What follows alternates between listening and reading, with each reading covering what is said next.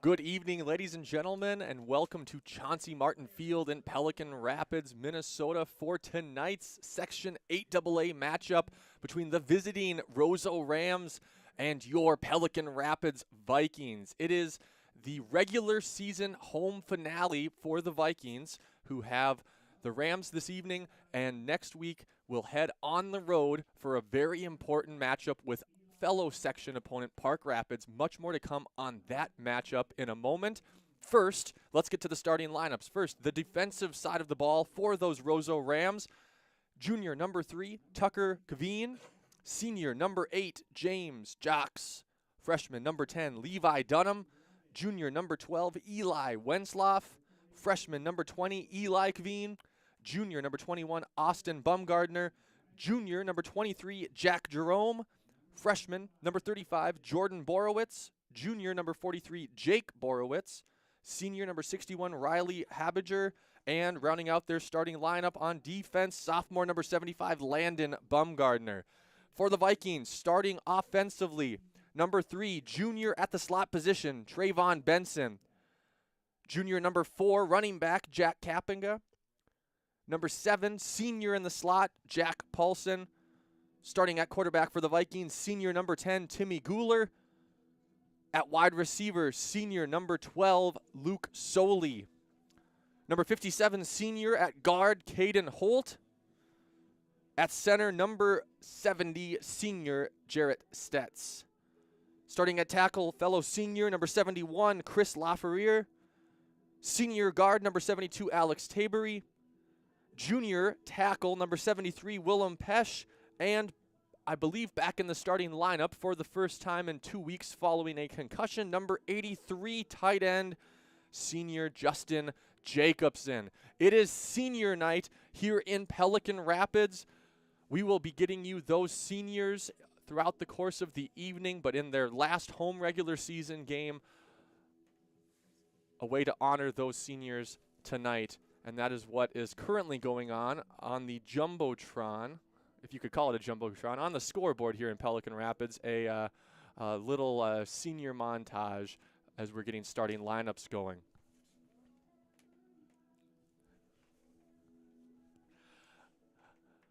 The Vikings come into this evening with an overall record of 5-1. They are currently riding a 3-game winning streak.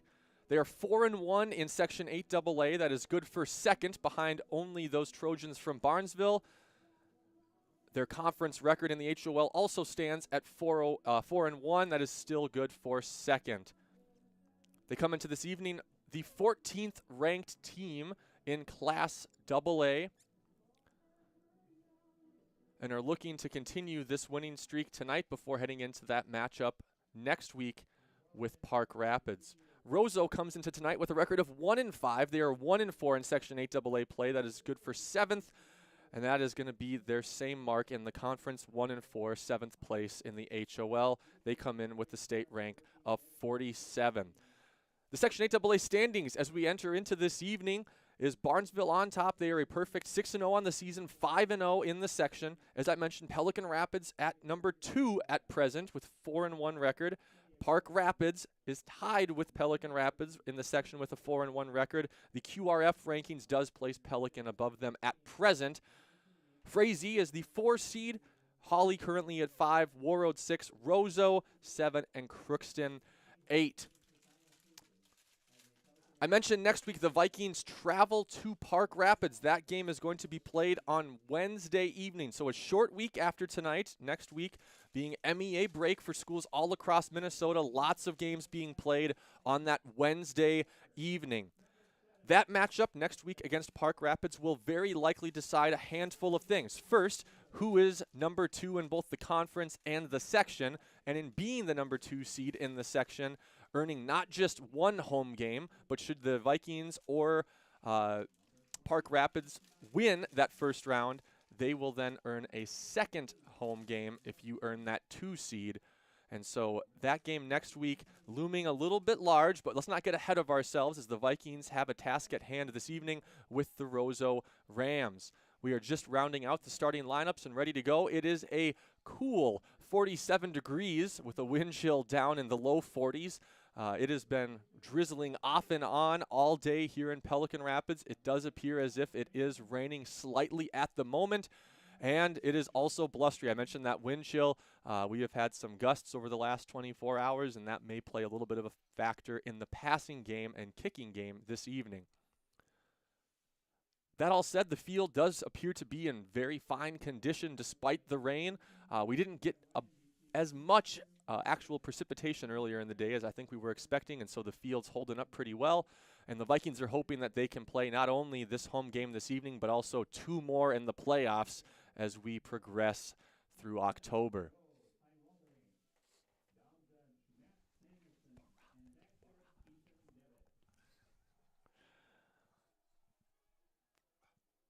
The Vikings getting fired up on this cool evening at midfield. This group of seniors has been a very, very prominent one, filling up important positions on this Viking football roster over the last 3 seasons. Starting lineups are done. Coin toss has been completed, and we are ready to get things going. It is going to be the Rams kicking off from the north side of the field as the Vikings will receive on the southern end.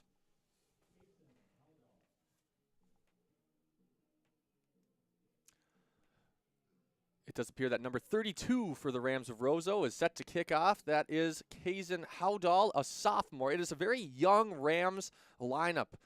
Lots of freshmen, sophomores, and juniors throughout the lineup. Only 2 seniors starting on the defensive side of the ball for the Rams. And we are off. It is a short kick that's going to be fielded by number 11, Channing Russman. Muffed around a little bit. Eventually, Russman gets it from the 15, and he's going to get a short gain of 8, and the Vikings will take over from the 24. Already the conditions seeming to affect the ball a little bit. We'll keep an eye on that certainly throughout the course of the evening. The Vikings are coming off of a narrow victory a week ago on October 6th, where they visited Hawley, much like the night we have this evening. Slippery, muddy, sloppy conditions. The Vikings got out to a 14-0 lead in the first half and hung on for a 1-point victory against the Nuggets. That's Timmy Guler in the shotgun, a little more of a pistol formation like the Vikings like to run. That's Kappenga in motion. Right off the bat, the Vikings are going to try to throw. Guler, on that attempted pass that went backwards, is able to field that fumble and actually scamper forward for a gain of 12. The Vikings will take that result, but a very sloppy start to this game.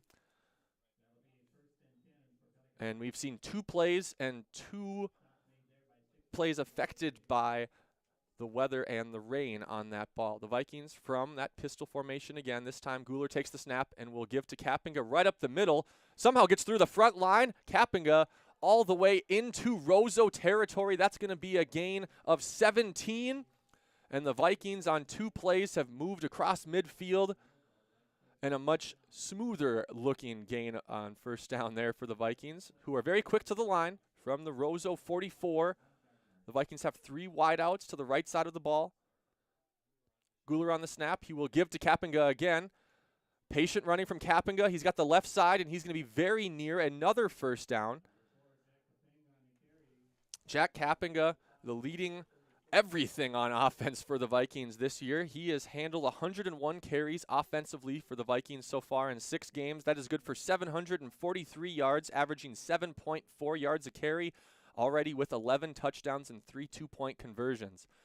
That last run was good for a first down, and so 3 plays, 3 first downs for the Vikings. It's Timmy Guler, now 3 men in the backfield. That's Jack Paulson to his right, Mark Kappenga behind, and the give is going to go to Mark Kappenga, who's got room to run to the right side, and he will fall forward for another solid first down gain for the Vikings of 7, and the Vikings will have second down, and we'll call it 4 from the Roseau 28.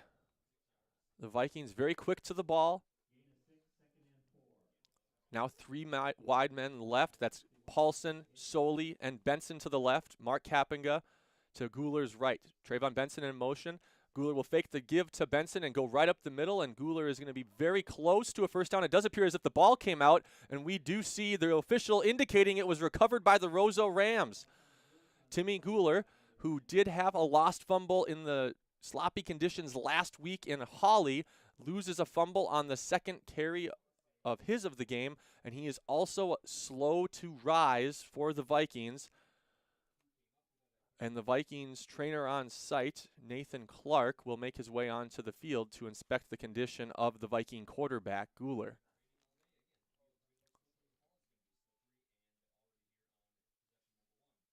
A very promising start to that first drive for the Vikings on senior night, and you really hate to see this. This is senior quarterback Timmy Guler being carried off by number 57, Caden Holt, and the Vikings athletic trainer not putting any pressure on that right leg.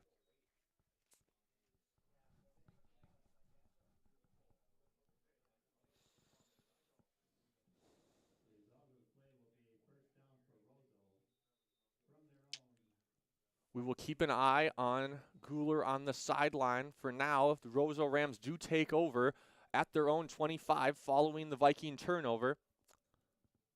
The give is going to be a sweep to number 35, Jordan Borovich.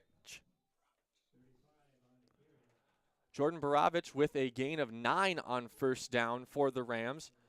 The Rams coming in, like I said, with a record of 1-5. Their one win coming 2 weeks ago on the road against Crookston by a score of 36-19. The Rams scored 5 touchdowns in that game. Freshman Jordan Borovich recorded all 5. 3 offensive touchdowns from the Ram backfield and 2 interceptions defensively returned for a touchdown. He is very clearly the playmaker the Rams are trying to get the ball to. Shotgun snap to number 12, and the pass falls incomplete. That is Eli Wenzloff at quarterback, and on second and short, that little bubble screen falls incomplete for the Rams. It's going to bring up the first third down of the game for either team. In front of me, I can see Timmy Guler getting treated for what appears to be his right ankle on the sideline. And again, we'll give you some updates on his status throughout the course of this game. 3rd and 1 from the Ram 35-yard line. Wenzloff under center takes the snap, and he will give right up the middle, and it does appear as if number 23, Jack Jerome, the junior, has just enough for the Ram first down.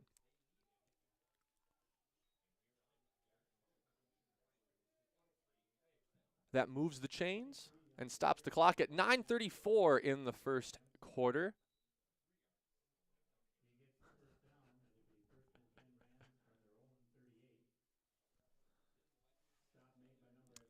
Last year, these two teams met up in Roseau, and the Vikings came away with a resounding 50-6 victory.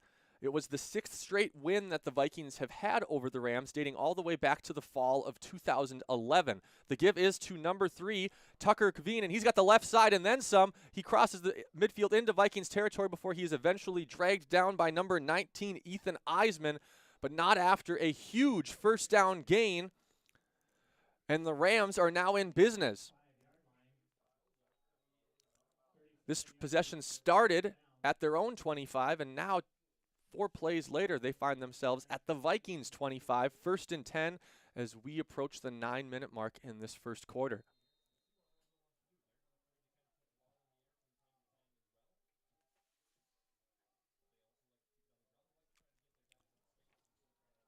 That's Wenzloff, the junior quarterback from the shotgun. He will give to Borovich, and Jordan Borovich on first down will have 1 yard, maybe 2 for the Rams.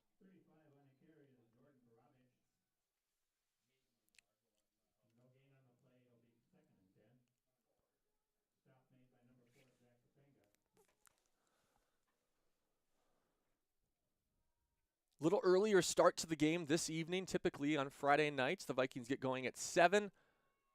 6 o'clock start this evening. I would assume the primary reason for that is to allow those Roseau Rams to get back up towards the Canadian border before we get too deep into this evening. Shotgun snap, number 12, Wenzloff back to pass, batted away by number 11, Channing Russman.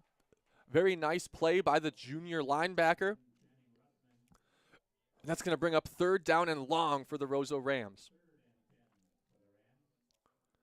Plenty of time to throw for Wenzloff, but Russman broke that pass up before it had any chance of reaching its intended target.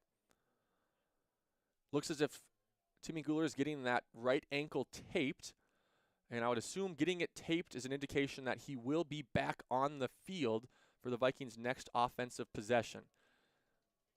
Generally, taping it up going to be that temporary measure, ensuring the player can get back on the field. The give is going to go to Borovich up the middle, and he is stuffed by a whole host of Vikings and eventually brought down by number 11, Channing Russman.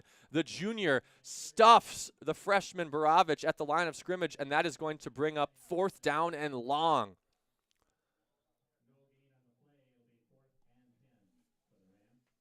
The wind is blowing in the Rams' favor here. It would be an incredibly long field goal for any high school kicker. And on 4th down and long, it does appear as if the Rams are going to go for it from their own 25, as they should. At the best case scenario, a punt here nets you 24 yards, and you really lose nothing by going for it here on 4th. Wenslaw from the shotgun, takes the snap, looks to his right, throws incomplete, looks like a little miscommunication there, and the Viking defense responds after giving up the long run. On 1st and 10 from the Rams 4 plays ago, they hold, not allowing another yard, and the ball will go back over to the Vikings. Timmy Guler still being treated on the sideline on that right ankle, and that's going to bring in senior quarterback Jack Paulson. Paulson handled quarterback duties for the first 3 games of the season before we got Guler back. Split some time with sophomore McLean Hovland, and then earned that starting position outright in week 3. And despite having the word backup next to his name for backup quarterback, Paulson still does a very fine job for the Vikings as he gives to Jack Kappinga on 1st down, and Kappinga falls forward for a gain of 5. It's going to bring up 2nd down and 5 from the Viking 29.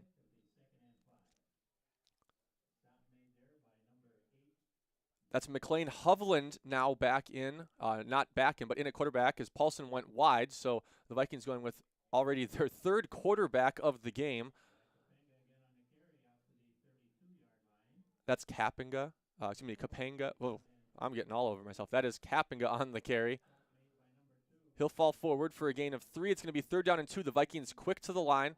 It's McLean Hovland at quarterback with Paulson to his right. Takes the snap. He will give to Paulson, and Jack Paulson will fall across the line of scrimmage. That's good for a Viking 1st down, moving the chains. In front of me on the sideline, Timmy Guler is now taped with his shoe back on and is currently working on some quick stop starts and sprints. Certainly limping, followed closely by the Viking trainer, Nathan Clark. As it stands on the field, though, 1st and 10, a fresh set of downs for the Vikings. It's McLean Hovland who takes the snap and gives to Jack Kappinga. Kappinga a gain of 4 yards on 1st down. We are under 6 minutes to go in the 1st quarter. It is still 0-0 on the scoreboard.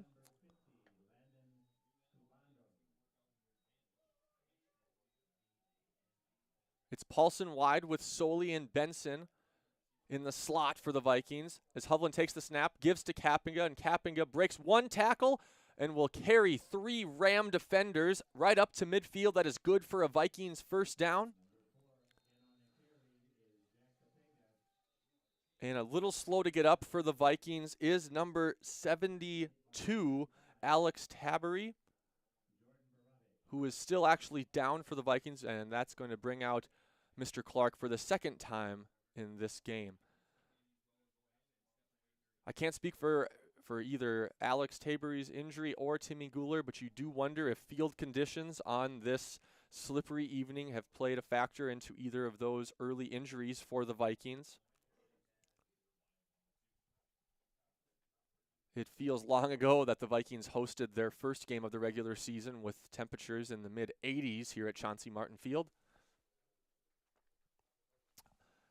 Alex Tabery, number 72 for the Vikings, senior, is quick up now and being helped off underneath his own weight, though he walks off. Little assistance from Mr. Clark as he departs Number 76, Eli Valdivines, checks into the game for the Vikings on that offensive line. And it's Hovland now from the shotgun. 1st and 10 from midfield. High snap. And Hovland's going to have to just keep that one. I think his intent was to give to Mark Kappinga, but that high snap threw off the timing in the Viking backfield. And Hovland, fortunate to only lose 2 yards there for the Vikings. Nice job of just attempting to go forward when he realized that play was broken.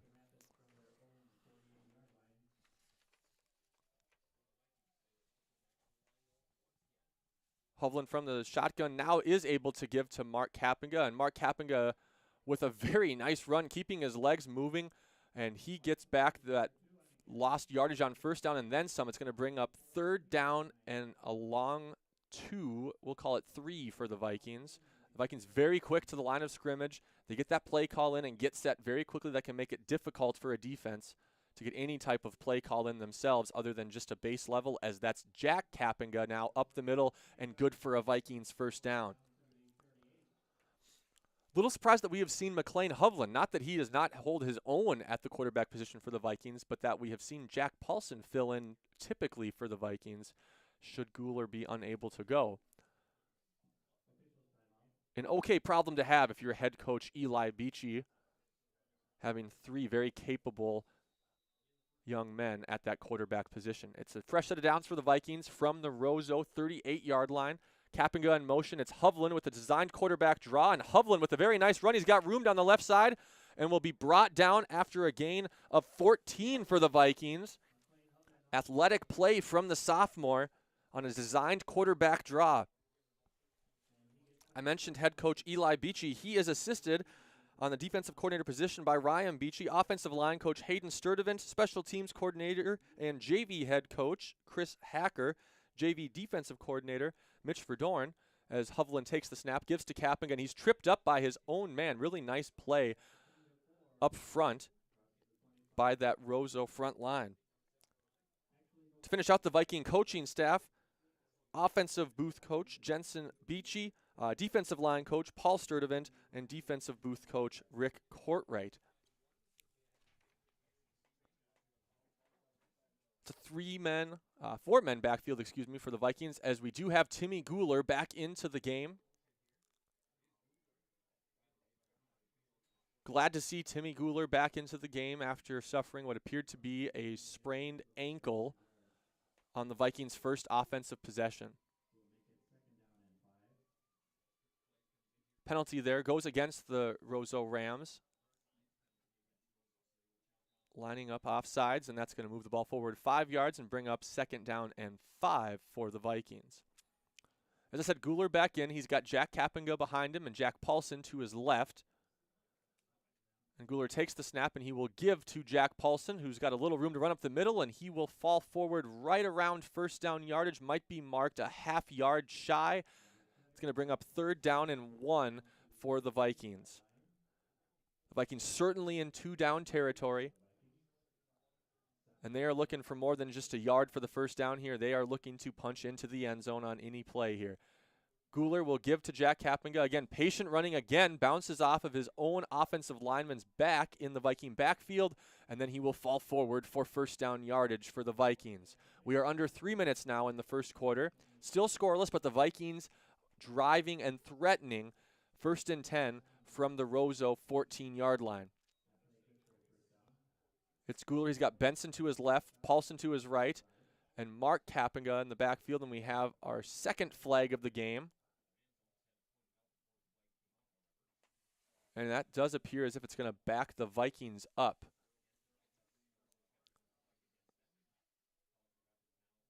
Looks like a false start that's going to push the Vikings back 5 yards. And it's going to be 1st down and 15 now from the Roseau 19-yard line. The Vikings are set. Send 3 men in motion out of the backfield, and all of a sudden Guler stands alone, and he will pass on 1st and 15. He's got Mark Kappinga, and the ball is able to get through, nearly tipped by number 10, Levi Dunham, the freshman defensive back for the Rams, but Guler had just enough mustard on that one to get to Kappinga and pick up a gain of 8 on 1st and 15. That's going to bring up, we'll call that 7 on 1st down. That's going to bring up 2nd down and 8. Much better grip on the ball for Guler there than his first pass attempt that went backwards. And he will take the snap and look to pass again. And he's got Soley across the middle, and that is good for a Vikings touchdown.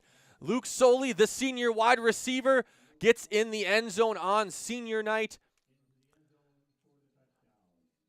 That is Soley's 6th touchdown reception on the year for the Vikings, and they are on the board.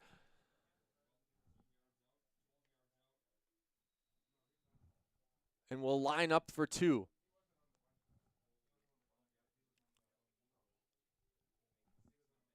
And even 2 minutes on the clock as Soley walked into the end zone on that catch, and now it's going to be a throw out to Trayvon Benson, and the 2-point conversion is good.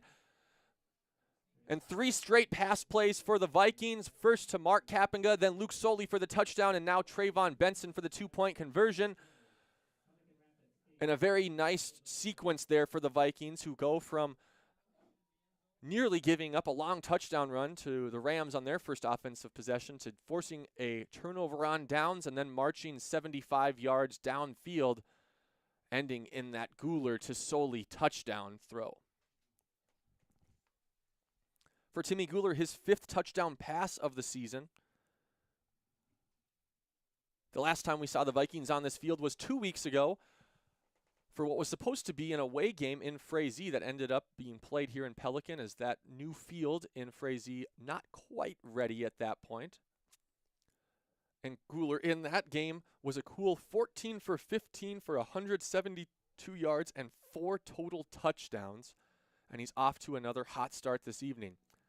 Justin Jacobson was back on the offensive side of the ball for the Vikings. He has handled kicking responsibilities, but I'm wondering if they're trying to ease him back into things coming back from that concussion. It is instead freshman number 17, Grady Larson, set to kick off with the Vikings leading 8-0 on the scoreboard.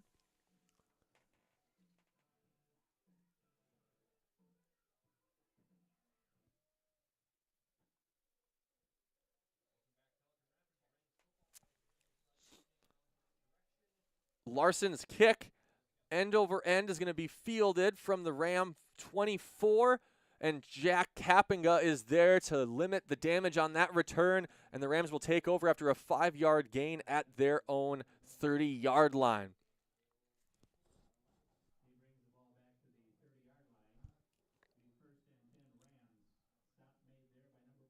Wasn't able to catch the number on the returner there for the Rams.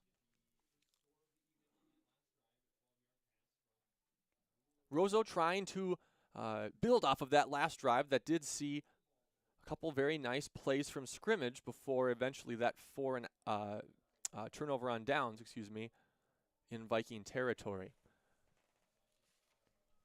From the pistol, it is Wenzloff, but flags will blow this play dead. It's going to be a false start against Roseau. That will back them up 5 yards to their own 25, and they'll face 1st and 15.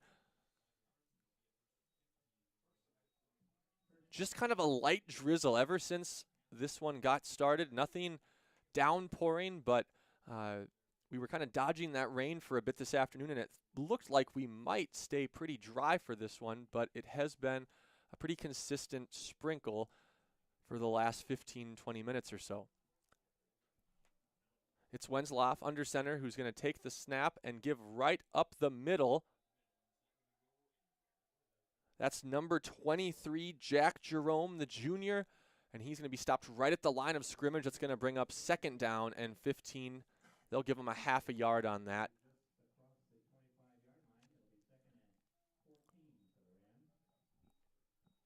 We are at 1:30 to go in this first quarter.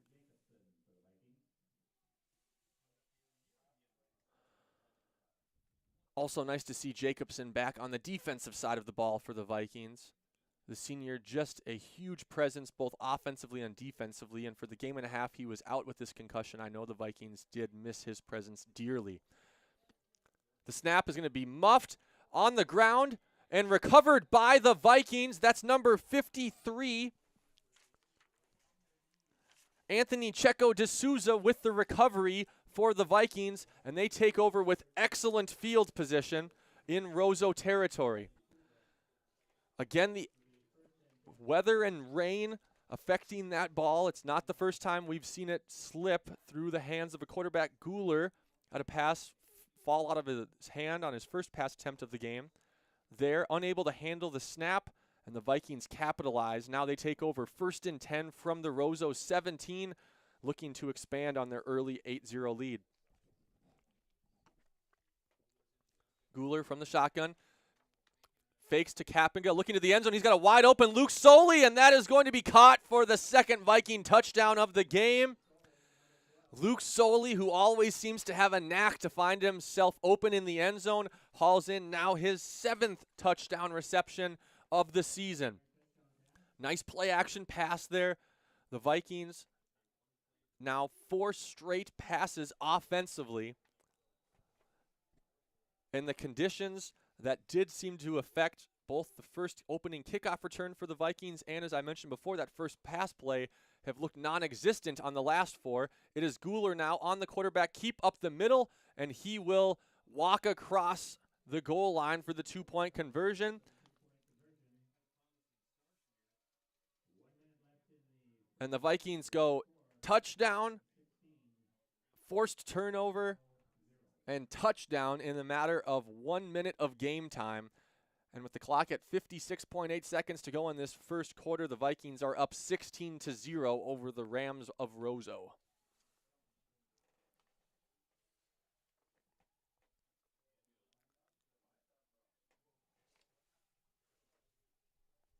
I mentioned that the Vikings last week came away with a 1-point victory in Holly, and the previous week were home against Frazee. To give you 3 weeks back, it was homecoming here, and the Vikings defeated the Pirates of Crookston 54-6. As I said, riding that 3-game win streak. A month ago, the Vikings' sole loss of the season coming on this field to Barnesville. The kick from Larson, a good one, nearly muffed again by the Rams at their own 20, and instead it's going to be brought out to Roseau's 32. That was number 10, Levi Dunham, the freshman, on the return. Kind of a lack of communication by the 2 deep men there for the Rams nearly led to another fumble, and they're fortunate to have the ball starting 1st and 10 from their own 32. And as the playoffs are approaching 2 weeks from now, less than 2 weeks from now, I mentioned that loss to Barnesville on this field. I know the Vikings really are having their sights set on meeting the Trojans again. And if the current standings hold, the Vikings would only see them again in the section championship game. Quick snap there. It's Wenslauf drifting out to his right, tries to throw on the run, and it's going to fall incomplete. He was looking for number 43, Jake Borovich. And that's going to bring up 2nd down and 10 for the Rams.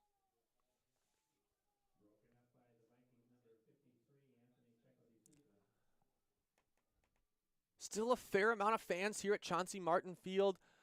It is a night where I don't blame you listeners at home for bundling up on your couch rather than venturing into the slop in Pelican Rapids this evening. 2nd and 10. It's Wenslauf under center. He's going to take the snap and give to the deep man in the backfield. That's number 35, Jordan Borovich. And the freshman picks up 2 yards on 2nd down. It's going to be 3rd and 8 for the Rams.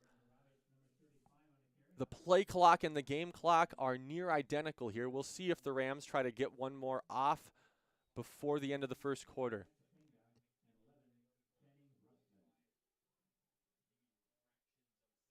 It appears as if they are not in a hurry. And I do think the game clock is about a half a second ahead of our play clock. And so they'll be able to let that run down. And that's going to be the end of the first quarter with the Vikings leading 16-0. A tense first 6 minutes of the half as senior quarterback Timmy Guler went down with an ankle injury. About 4 minutes of getting that taped up and working on it. And Guler entered back into the game and promptly threw 2 touchdown passes to senior number 12 Luke Soley with a 2-point conversion pass complete to Trayvon Benson. And then a quarterback draw from Guler accounting for the 16 points on the scoreboard. It's been a busy last couple of hours here in Pelican Rapids. Last night, The girls' soccer team was on the road up in Crookston for their first playoff game, and they came up just shy, falling 3-2 to those Pirates of Crookston. Boys soccer was also on the road, coming up with a first-round playoff win yesterday evening at Fergus Falls by a score of 2-1. And with that win, boys soccer will take on Hillcrest tomorrow at 2 o'clock. That game is going to be back at Fergus Falls High School at their field at Otter Stadium there, as field conditions in Hillcrest with the rain today are not going to be ideal. That game will be played on the turf at Fergus Falls High School. Again, Vikings will take on Hillcrest tomorrow at 2 o'clock. Volleyball was in action last night, and they came up with a thrilling win at home against the Trojans from Barnesville in 5 sets. Cross country was also in action last night, and Charlie Larson had a top 10 finish at their meet in Perham. We are just about ready to get the second quarter started. It's 3rd and 7. Wensloff under center, takes the snap, and he will give. And a very nice tackle.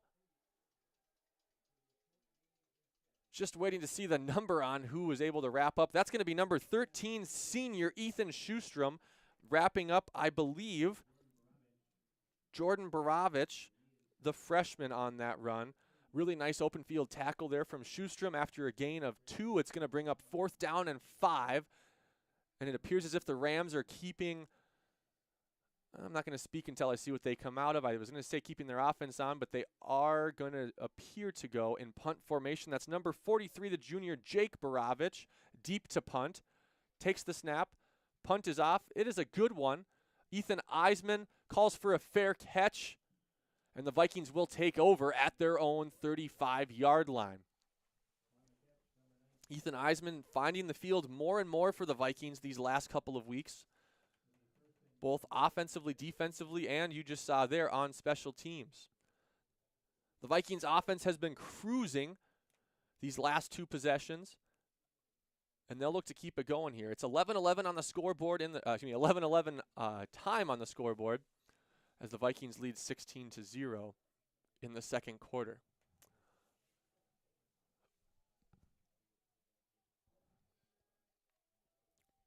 Schooler from the shotgun. Sends Kappenga in motion. Now Benson in motion. And the give is going to go to Kappenga. Little bit of miscommunication, but the Vikings will take the end result of that play, which is a first down run from Kappenga. Benson and Kappenga bumping into each other just slightly in the backfield, but Kappenga with a nice job of keeping his eyes downfield and picking up a gain of 11 on first down. And the Vikings move the chains yet again, and they have 1st and 10 from their own 48-yard line. It's Paulson wide right with Soli and then Benson in the slot. Kappenga in motion, followed by Benson, and the give is going to be faked to both Kappenga and Benson. Timmy Guler looking to pass. He's got a lot of room to run in front of him. Little pump fake, stiff arm, and Timmy Guler is dragged down, but not before he has a Vikings first down. Credit to the Roseau secondary with really nice coverage, but the Rams front line unable to get to Guler, and he scrambles for a Vikings first down. The rain's starting to come down just a bit heavier right now in Pelican Rapids.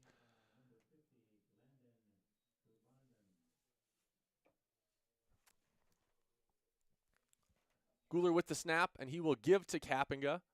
And Kappenga able to get again through that front line. Just puts his head down, runs so low to the ground, and keeps his feet moving. And it's going to be a first down gain of 9.5, 10. They'll call it an even 10. That's going to be a first down for the Vikings.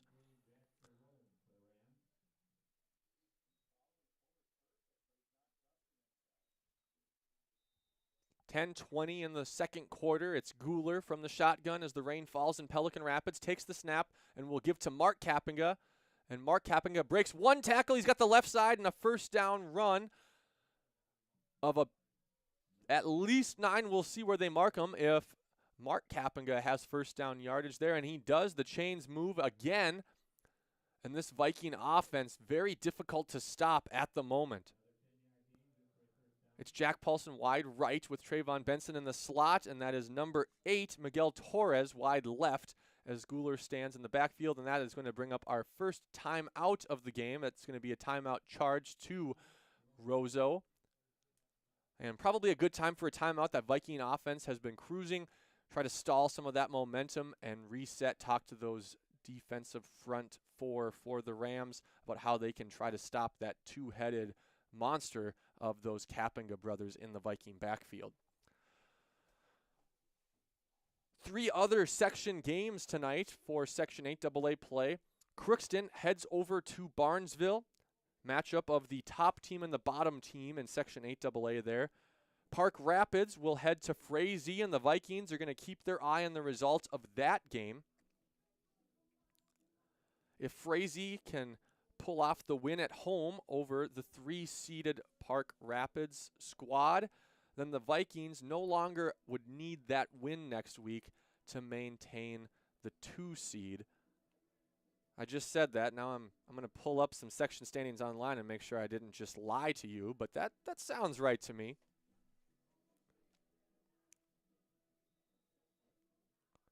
A loss to Park Rapids would be just their 2nd section loss, so I'm going to have to backtrack that a little bit there, folks. Regardless of what happens in Frazee, it is going to come down to that game next week as long as our score holds tonight. That's Guler back to pass. He finds Justin Jacobson, and Jacobson has another first down for the Vikings. Just to not cause too much confusion there after I went on a tangent, the Vikings at 4-1 in the section, Park Rapids at 4-1 in the section, Frazee at 3-2 in the section. And so regardless of that game in Frazee this evening, the Vikings are going to have to win tonight and next week in Park Rapids to hold on to that 2 seed in Section 8AA. It's Trayvon Benson in motion right next to Guler. Guler takes the snap and will give to Benson. He's got room to run on the left, lowers his shoulder, breaks a tackle, and Benson keeps his legs moving down inside the 5-yard line. And on 1st and goal, Benson has the Vikings down to the 4.5, and it's 2nd and goal from there. Benson will trot off. It's Miguel Torres wide right. Ethan Eisman in the slot to the right. And Timmy Guler will be joined in the backfield by Jack Kapinga and Jack Paulson to his left. And we're going to have a whistle blown. That's going to be the 2nd timeout of the half for the Rams. And I respect that timeout there. You can't take those timeouts with you, and you'd rather use them at a point where the scoreboard is as close as it can be. And right now it's 16-0. The Vikings threatening to put that lead up into the 20s. And so you take this timeout now, try to get your best defensive play call to keep the Vikings out of the end zone.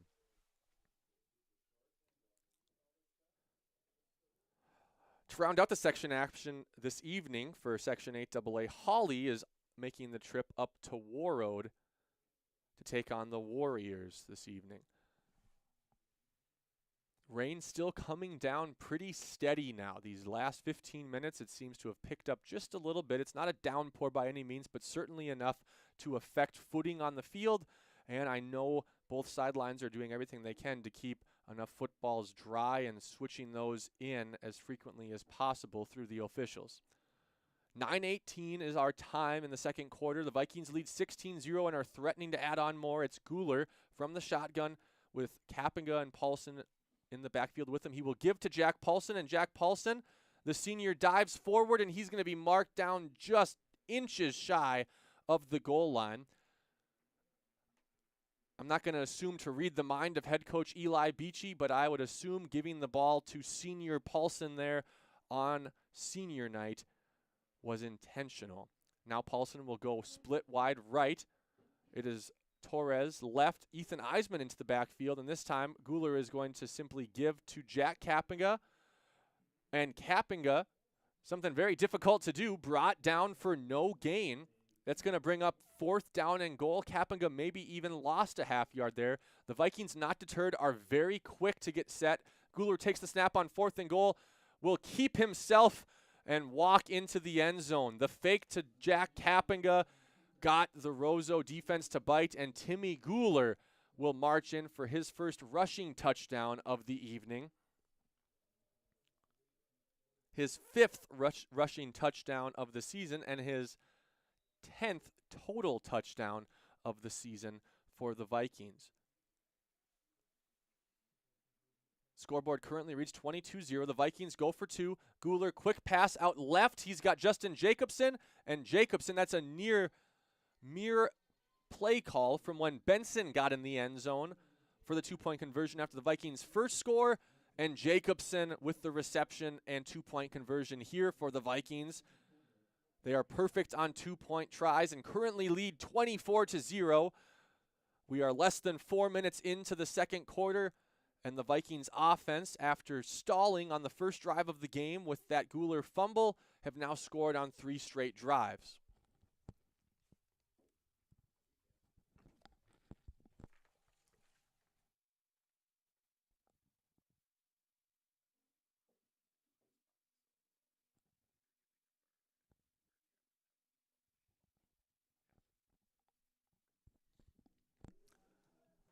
As we're getting set for Grady Larson's third kickoff of the evening, just want to bear mention to you at home, with the field conditions this evening, we are a little bit of a work in progress with our camera crew as Larson goes short, and that was touched by a Ram and then fallen on, and the Rams will have good field position after that little pooch kick there from Grady Larson. But we had to bring our camera inside to stay out of the rain, and so it's kind of a learning experience for some of our student crew here, and we thank them and we thank you for sticking with us as we get these cameras set up just right. 24-0, the Rams take over, looking to get something started offensively from their own 38-yard line. Oh, stuck in the backfield, a very nice play by multiple Vikings there. It was number 53, Anthony Checo D'Souza, who was in the backfield instantly on that handoff, bumped the runner out wide where Jack Paulson finished the play off. Nice play from a couple of seniors there for the Vikings. Loss of 4 on the play brings up 2nd and 14. And anytime weather really becomes a factor, whether it's snow or even wind, or tonight with a combination of wind and rain, both teams got to play in it, and those first couple points on the board seem to be so important for setting the tone of who is going to dictate the style of play. A nice tackle there in open field by number 4, Jack Kappinga, stopping number 35 of Roseau, Jordan Borovich, after a gain of 3. It's going to bring up 3rd down and 11. I talk about those first points. It's why things were kind of tense here early on as the Vikings were driving, looking to score, and then Guler goes down, and instantly the Rams are driving and have picked up 50 yards of offense themselves, threatening to score. Of course, since then, the Vikings have taken over all facets of the game. Shotgun snap on 3rd and long. It's going to be a designed sweep to the number 35, Jordan Borovich, who makes multiple Vikings miss. A really nice run from the freshman Borovich there, and he's going to have 1st down yardage. Impressive run on the jet sweep there from Borovich. I mentioned just a freshman 2 weeks ago against Crookston. He not only had 5 total touchdowns, he accumulated 291 total yards of offense for the Rams. An impressive feat for anybody, let alone a freshman. So little signs of life here from the Rams offense, who have stalled the last couple of drives. They pick up a 1st down on 3rd and long, and it's 1st and 10 now just from their side of midfield, and flags fly. I believe it's going to be a delay of game against the Rams, as I'm looking in the backfield and see the play clock at 0. Sometimes when that happens, there'll be a timeout awarded to the offense. And that is what happens here. You see that at the professional level, collegiate level, and also the high school level. That near side official usually will give the head coach an option of, do you really want to take this delay a game, or would you like to use a timeout? And here, the Rams on 1st and 10 elect to use their 3rd and final timeout of the first half. 6:30 on the scoreboard. The Vikings lead 24-0. If you're just joining us, Luke Soley got the Vikings on the board with a touchdown pass from Timmy Guler, and they followed that up with their 2nd toss and catch in the end zone, putting the Vikings up by 2 scores. And then most recently, it was a Timmy Guler 1-yard quarterback draw that got the Vikings up to 24-0. 2-point conversion attempts completed by Benson, Guler, and Jacobson have our score at 24-0. It's 1st and 10 following the timeout. Back to pass. And it's complete to number 43. That's Jake Borovich. And Borovich has a Roseau first down. A nice play. That's Wenzloff to Borovich. And a good use of the timeout there from Roseau, saving themselves from 1st and long, and instead setting up now a new set of downs in Viking territory. They are 1st and 10 from Pelican Rapids' 39-yard line.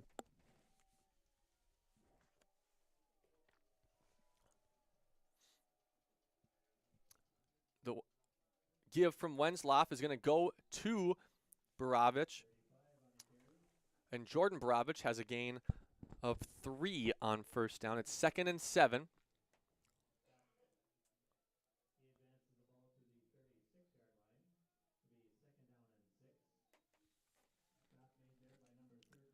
Under 6 minutes to go in the first half. And the Vikings defense looking to bend a little bit but not break. It is 2nd and 7. Wenzloff now under center. Takes the snap and will give the quick dive. That is number 32. Waiting to see who stands up here for the Rams from Roseau. Number 23, Jack Jerome, the junior, will fall forward for a gain of 2. That is 3rd down and 5. Certainly 2-down territory here for the Rams.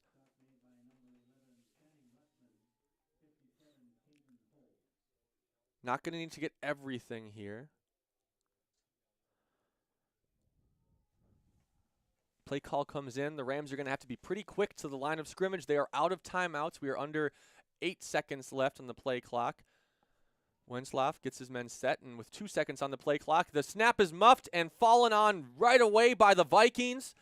And it's the 2nd fumbled snap of the game. Both of them recovered by Pelican Rapids, and the Vikings take over following the fumble from Wenzloff. Maybe slightly rushed. Like I said, the play clock was getting down. I know he had his eyes on that in the Viking end zone. And maybe just that temporary lapse as the snap came was enough to cause the fumble. The Vikings take over up 24-0 with under 5 minutes to play in the second quarter. It's Guler from the backfield. He sends Jack Kapinga in motion. Guler standing all alone, drops back to pass. He's looking right. He's got Jack Paulson, and a nice catch from Jack Paulson. Kind of a dangerous throw from Guler. That was number 20, Eli Kveen, the freshman, closing on that throw. And if Kveen was 1/2 second earlier, he'd be standing in the end zone with a pick 6 for the Rams. As it stands, a throw and catch from Guler and an even better catch from Paulson sets up 1st and 10 for the Vikings from their 45. Guler back to pass again.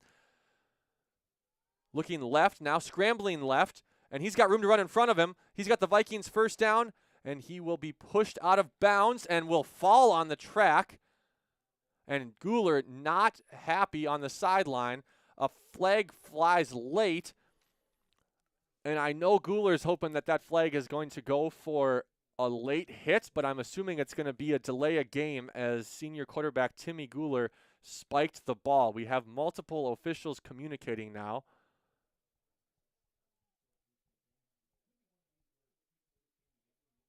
And I'm curious to see what call we have here. I can see how senior Timmy Guler thinks it might have been a late hit. But I could also, from a Roseau perspective, see how on a slippery night like this, you're not going to be able to stop as easily as possible. That contact did start on the field. The last shove maybe came when he was already out of bounds, and I know Guler also just not happy having already suffered an ankle injury earlier tonight and then having to be taken down on the track over there. The official is still talking on the far sideline, and it might be that we end up with 2 fouls on this play, both a late hit and a delay of game.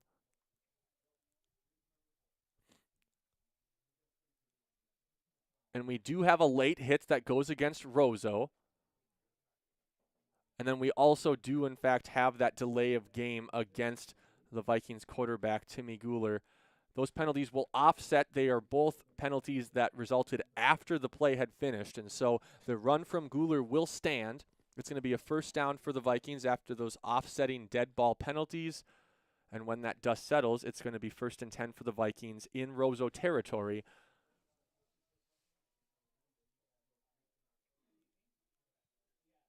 Taking over at the Roseau 44-yard line.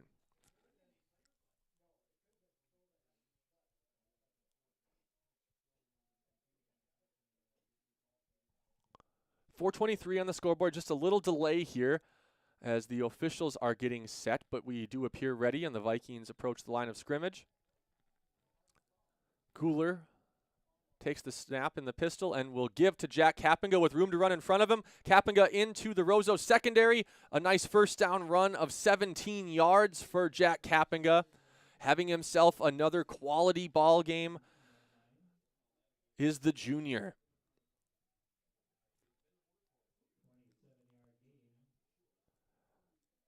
The Vikings have been in a couple of games like this where you know they're trying to maybe get a couple quick scores before the half, knowing that if they do have a nice lead at halftime, they can rest some starters in the second half. As Kapinga is gone, diving into the end zone, that is good for the touchdown. What a run from Jack Kapinga. Getting more and more yards after contact, a very difficult runner to bring down, and he has got the Vikings' 4th touchdown of the game. And the scoreboard currently reads 30-0 with the 2-point conversion pending.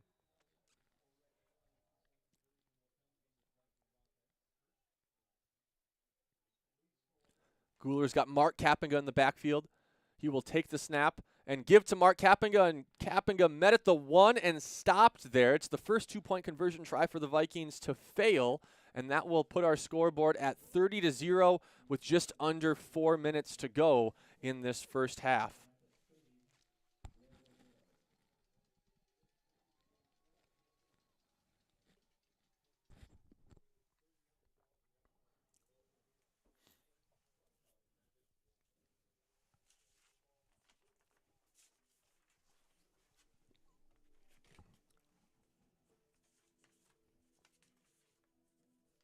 As the Vikings get set to kick off, just to start recognizing some of our seniors tonight. Some of these names you have heard, others you have not, but senior Justin Jacobson, senior Brody Setter, senior Jack Paulson, senior Timmy Guler, Luke Soley, Ethan Schustrom, Esteban Garza, Connor Nelson, Anthony Checo de Souza, Caden Holt, and more to come following this kickoff.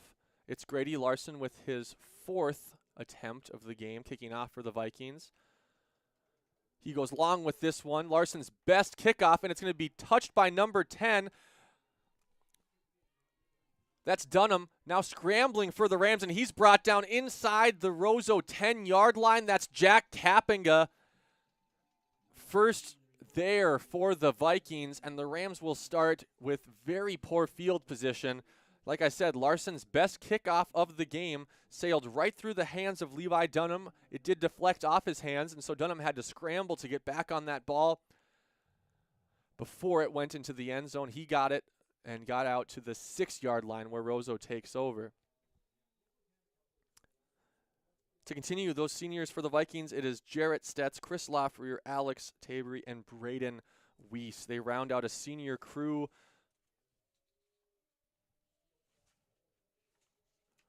of 14 total, playing in their last regular season game this evening, as the first down play is going to go nowhere for the Rams.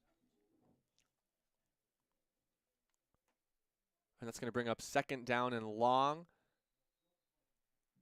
And a timeout is going to go to the Vikings, their first timeout of the first half.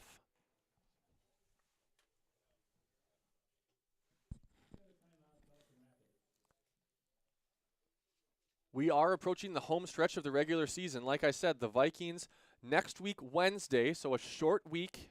They'll have the weekend to rest up, and then starting on Monday, they're already staring down the biggest game of the season thus far. Park Rapids going up to Park Rapids on Wednesday, October 18th.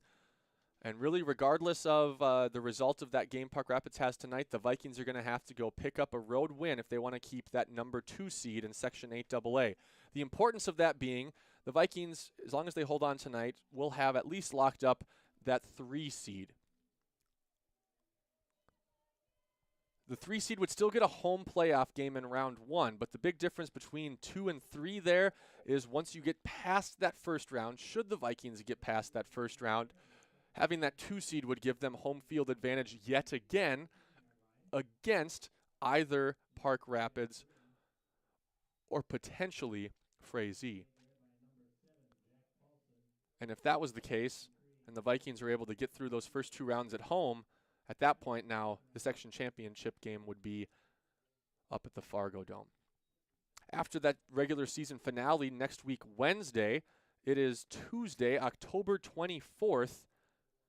So already less than 2 weeks away, the Vikings are staring down that first round playoff game. Who they will play is the only question mark. They will be back on this field, Chauncey Martin Field, on Tuesday, October 24th. Again, who they play will be decided in the days to come. 3rd and 3 on the field, just under 3 minutes to go in the first half of this one. I'm sure the Vikings would love nothing more than to get a stop here on 3rd down, force a punt, and go score one more time before half. The rain still drizzling, but has let up some. That's number 35, Borovich, on the left wing. He's got room to run in front of him, and he might have the sideline the whole way. A diving tackle from Soli's no good, and Jack Kappinga with a shoestring tackle saving the touchdown. A very athletic run from number 35, the freshman, Jordan Borovich. I've already called his name multiple times this evening and have talked about his game just 2 weeks ago where he scored a total of 5 times, and that huge run from the freshman moves the chains, sets up first down, and now all of a sudden I go from in one breath talking about the Vikings getting a stop and trying to go score themselves to now Roseau trying to cut into this lead before half as we approach the 2.5-minute mark. Wentzlaff under center. He takes the snap and he will give. That's number 23, Jack Jerome, and Jerome will fall forward for a gain of 1 yard.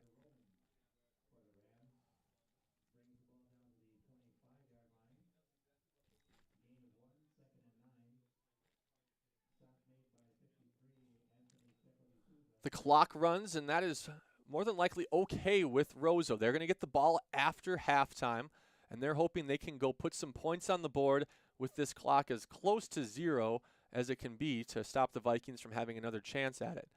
The snap and give is going to go right up the middle. That's number 3, Tucker Kaveen, the junior. And he'll pick up about 3, maybe 4. It's going to bring up 3rd down and 5. We'll call it 3rd and 6, excuse me. Clock now underneath 2 minutes.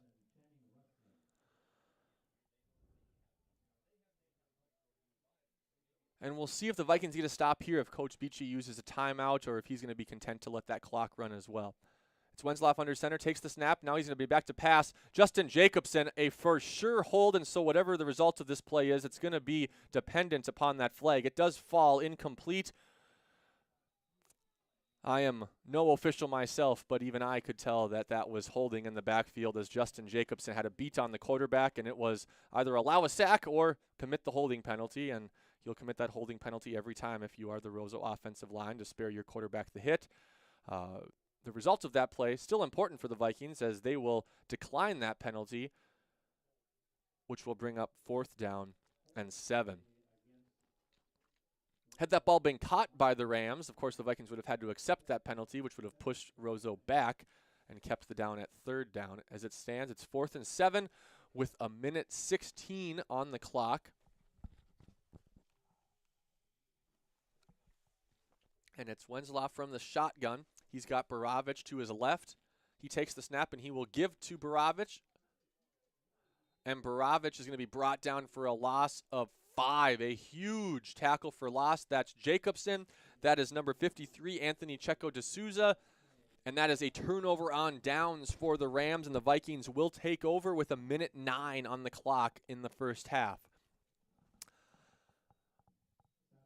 I could see the Vikings doing two things. I could see Timmy Guler taking a knee and letting that clock run to the half with a 30-0 lead.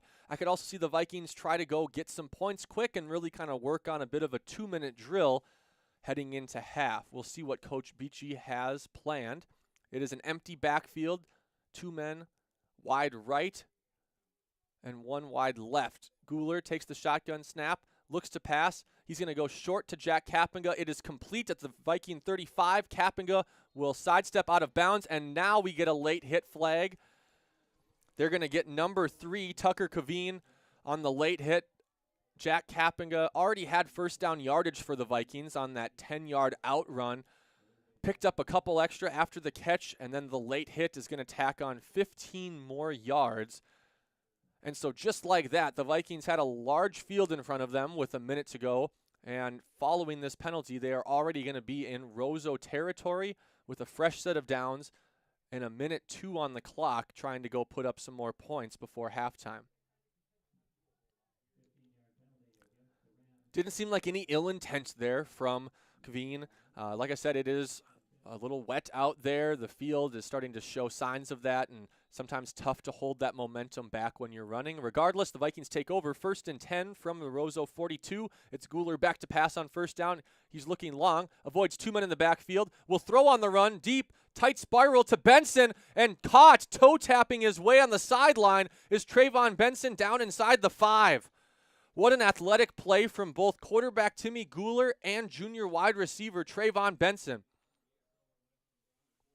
Guler threw across his body a clear 45 yards downfield, right on the money to Benson, who was approaching the first pylon, was able to get at least 1 foot down in bounds, and the Vikings are in business with 50 seconds on the scoreboard. It is 1st and goal from the 2. 19 seconds to run off the clock from when the Vikings first got the ball to start this drive. Guler takes the snap. Looks like a blown play. Guler went to give to Kapinga on the right. Kapinga went to the left, and as it stands, it is going to be a sack of Timmy Guler, a loss of 3. It's going to be 2nd and goal from the 5. Really the first major mistake we have seen from the Vikings offensively this evening. Other than the Guler fumble, I should say. So the second big mistake. Guler back to pass now over the middle. Justin Jacobson, touchdown Vikings. That Viking passing game has been incredibly efficient as of late, and it comes through again. It is Guler's 3rd touchdown toss of the game.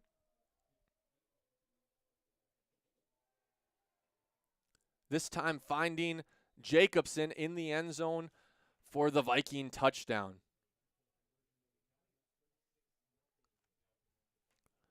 .36 rip as it stands. Guler back to pass, looking left, looking right.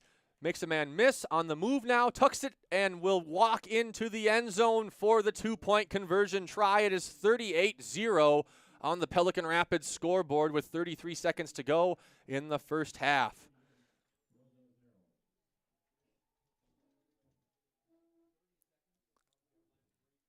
An incredibly efficient drive there from the Vikings, putting up another 8 points before the clock hits 0 in this first half.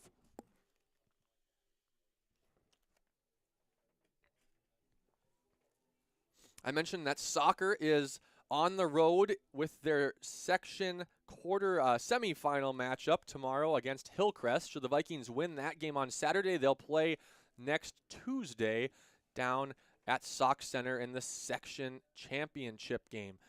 Volleyball will round out their regular season play on Tuesday. They are on the road. I don't currently have where they're headed on Tuesday, but I know they finished things off at home last night with that 5-set victory over Barnesville. It is Grady Larson to kick off. Another nice kickoff from Larson, fielded from the Roseau 18-yard line, and a group tackle of Vikings gets the Roseau returner down at the 31. 25 seconds to go on the clock. I would expect probably either a knee or a handoff here just to get that clock running and get us to half if you're the Rams, as they have a fairly large field in front of them with no timeouts remaining in this first half.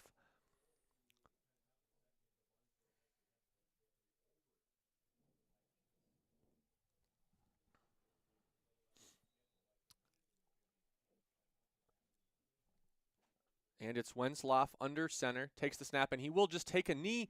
That is the only play that will be required in the drive, as both the Rams are walking off the field and the Vikings. With your halftime score from Pelican Rapids at Chauncey Martin Field, Pelican Rapids Vikings 38, Roseau Rams 0. It was scoreless 6.5 minutes into the game. The Vikings with an early turnover. The Rams making things happen offensively before the Vikings defense hold fast. And then from there,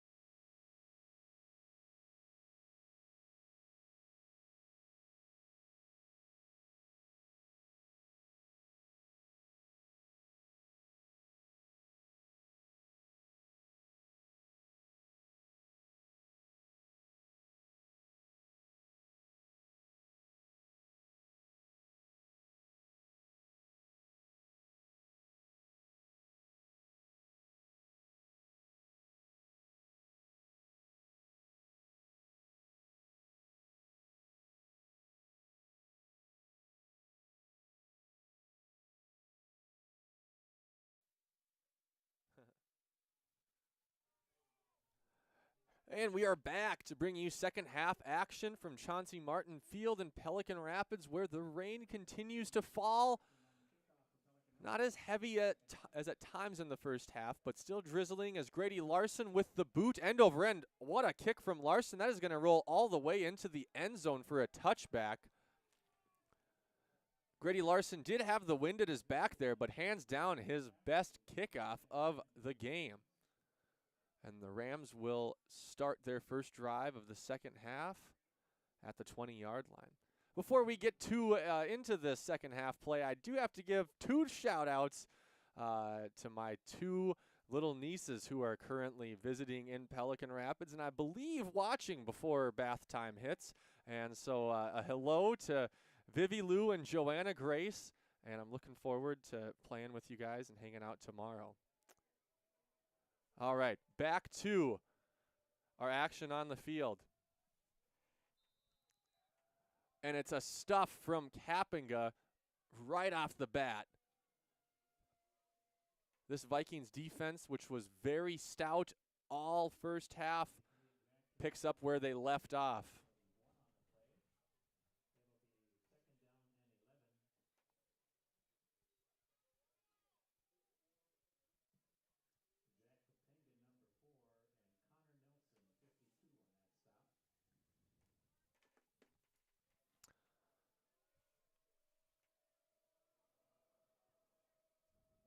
From the shotgun, Wentzlaff back to pass. Little screen set up. He does have number 43, Jake Borovich, but Borovich is not even able to get back to the initial line of scrimmage.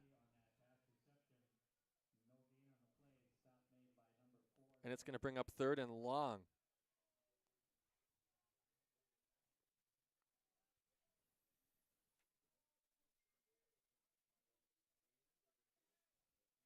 Third and 11 for the Rams, who did move the ball at times in the first half despite putting up a 0 on the scoreboard. A couple turnovers and turnover on downs held them in check. It's Wentzlaff with 3 men wide right and 1 left. He drops back to pass, tries to evade the Viking rush, throws short, and that is going to be tipped away by number 28, Esteban Garza. Garza, a fellow senior, with the pass deflection there on senior night in Pelican Rapids. That's going to bring up 4th and long, and the Vikings will bring on their punt return unit as Ethan Eisman goes back deep for the Vikings.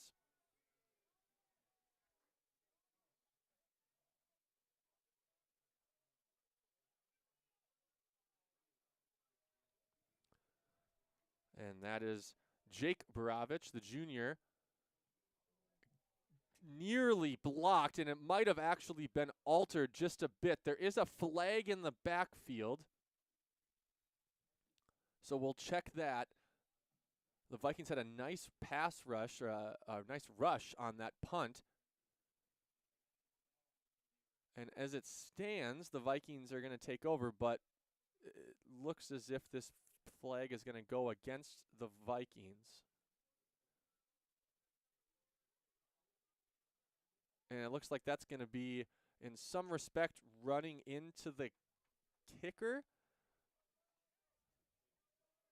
I'm a little confused on that one, as he was able, from my vantage point, to get a hand on the ball. And if you get on the ball, then you can really, you know, with respect to the kicker, do whatever you want with your body after that if you get your hand on the ball. And so obviously the official did not see it that way, and he does have a better vantage point than I do.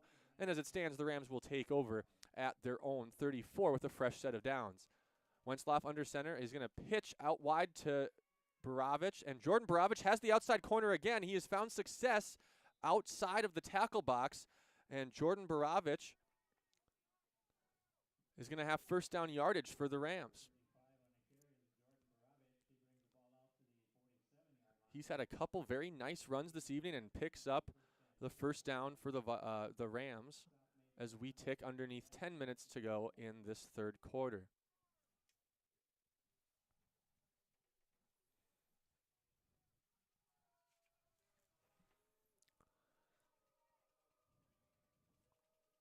Under centers Wentzlaff, takes the snap and will give. This looks like number 3, Tucker Kaveen, and Kaveen is going to be brought down in the backfield. That's Ethan Schustrom and Anthony Checo D'Souza putting the pressure in the backfield there for the Vikings. Second down and 11 for the Rams from their own 46.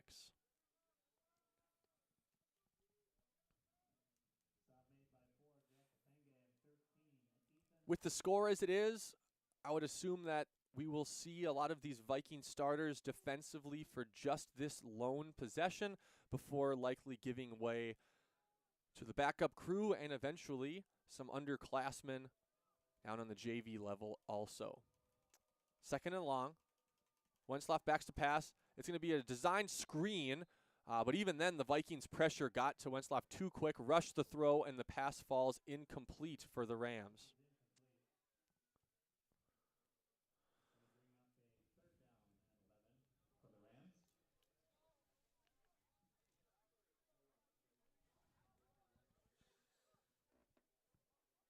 Vikings looking to improve their overall record to 6-1 on the year and notch a win both in conference play and Section 8AA play.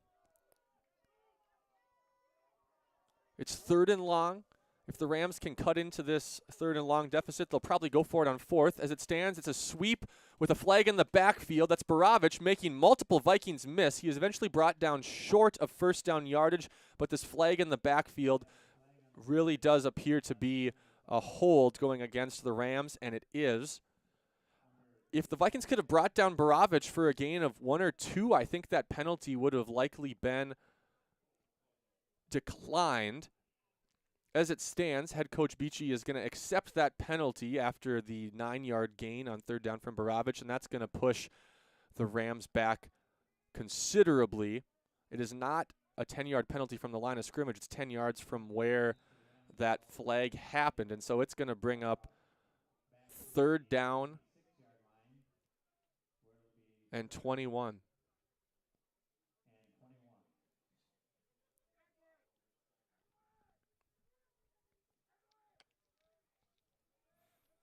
So third and very long here for Roseau, who has been able to bust a couple long plays out in the evening. We'll see if they can get one here. Wentzlaff to pass, throws incomplete. If caught by Jack Jerome, the junior, it would have been well short of first down yardage, but as it stands, it bounces off of his chest pads down to the grass for an incomplete pass, and that is going to bring up fourth down. And for the second time on this drive, both teams will send their punt units on. 8:17 on the clock here in Pelican Rapids. The scoreboard reading 38-0. The Vikings doing a lot of that damage in the second quarter, scoring 3 times en route to our 38-0 score. Pressure from the Vikings still. Now a line drive punt that Ethan Eisman is going to pick up from his own 32. Makes a couple men miss in front of him, and Eisman has the edge. Ethan Eisman with a very nice return and is into Roseau territory before finally being pushed out of bounds by number 12, Eli Wentzlaff, and he gives a very late hit on Ethan Eisman. I gave the benefit of the doubt earlier on a late hit on what was a bit of a bang-bang play, but really no excuse on that one, as Wentzlaff had Eisman well out of bounds before completing that hit. And after an already very impressive return from Ethan Eisman, this penalty is going to tack on another 15 yards, and the Vikings are going to be set up 1st and 10 from near their own, from near Roseau's 20-yard line. You understand the frustration there, but you really got to let that frustration play out in a different way other than tacking on 15 yards to that return.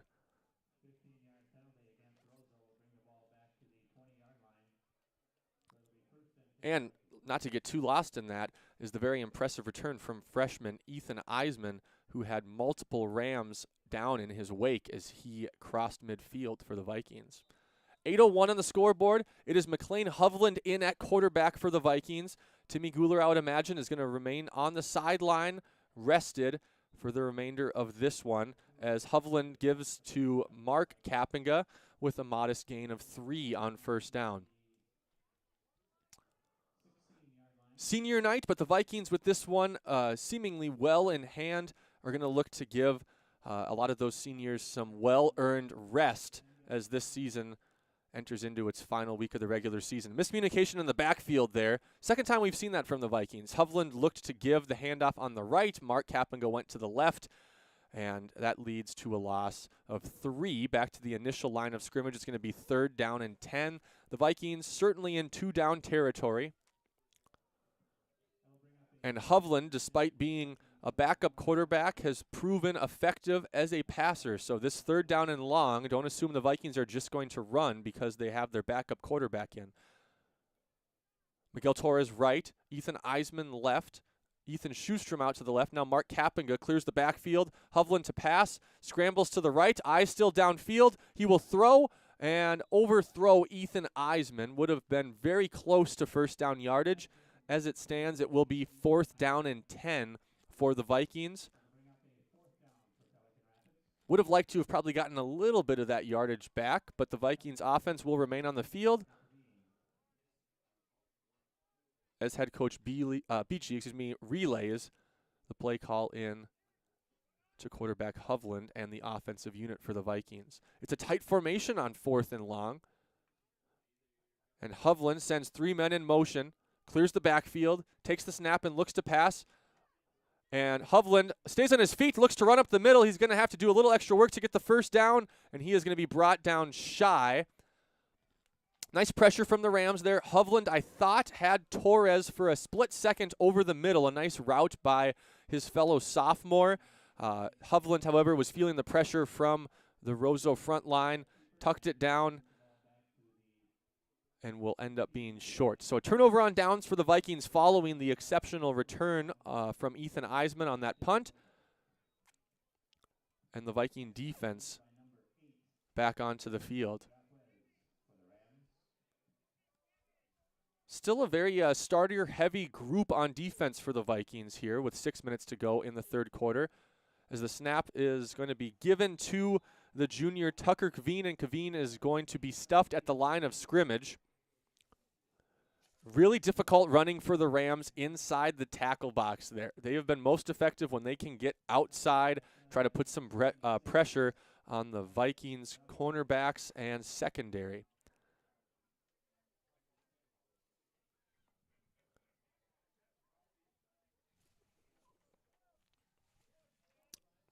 Chilly evening here in Pelican Rapids. The rain seems to have letting up. I see just a couple of sprinkles, but really not as heavy as it was in the first half. And the run there, snuffed out in the backfield, might have even lost a yard. That give goes to number 3, Tucker Kaveen again, and that's going to bring up 3rd down and long.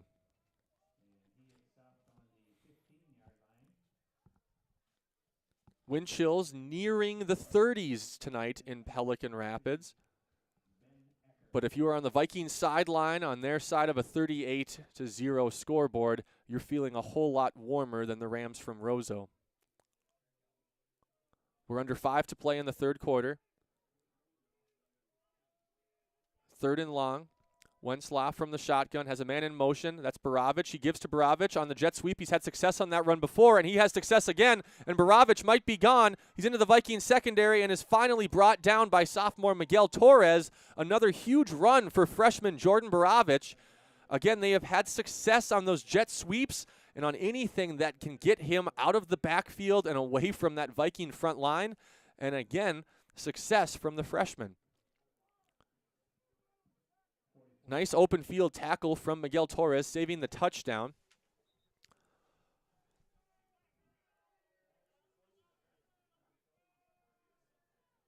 And it's a fresh set of downs for the Rams.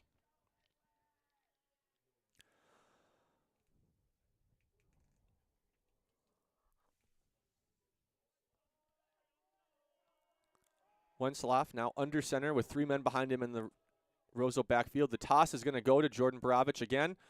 And this time a much better job by the Vikings outside. That was Mark Kapinga continuing to not give Borovich the corner and forcing him back into a whole host of Vikings who were swarming for the tackle there. Very nice defensive play for the Vikings following a huge run from Borovich.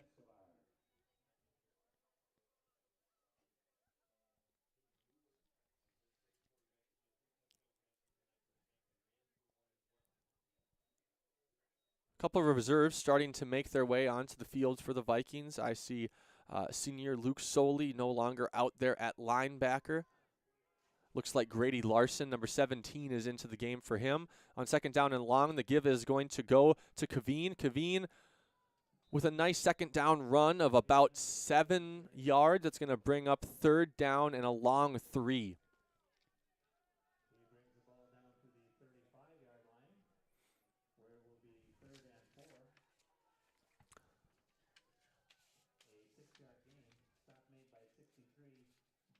Couple other players I see out there. Looks like number 78, Edwin Escobar, the freshman on the field for the Vikings. Number 52, Connor Nelson, the senior, out there. And that stop going to be made by number 53, Anthony Checo de Souza.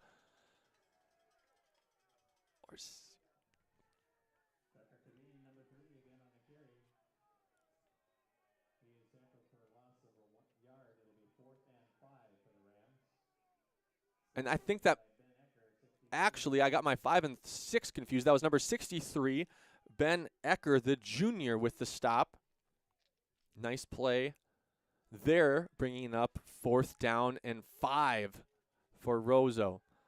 It's on these plays that the Rams have looked to Borovich. Now the pass play, screen attempt, throw complete but short of the first down. That pass thrown to number 2, junior Miles Dixon. But Dixon is going to be just a half yard shy, I believe, of the first down. And it's going to be a first down heading the other way for the Viking offense. Nice scramble and throw there from Wentzlaff, but just shy of the first down.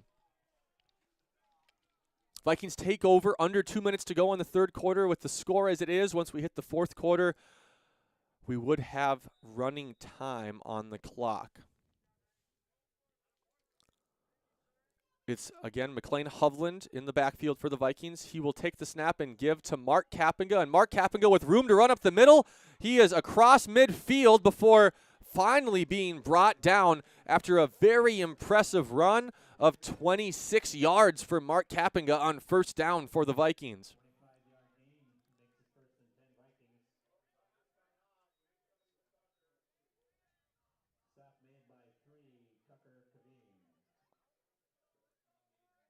Vikings, as always, quick to the line of scrimmage. Hovland from the pistol takes the snap. Little bubble screen out wide. That is going to be caught by Ethan Eisman with a little room to run in front of him, and a nice block by number 8, Miguel Torres, springs Eisman for a first down gain of 9 yards. Nice throw and toss from sophomore to freshman there. Hovland to Eisman. They'll give him 8 yards. It's going to be 2nd and 2. And again, the Vikings quick to the line. Now 3 men wide right.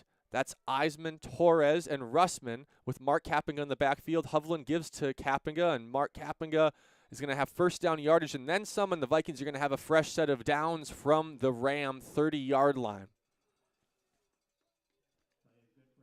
Under a minute to go in the third quarter.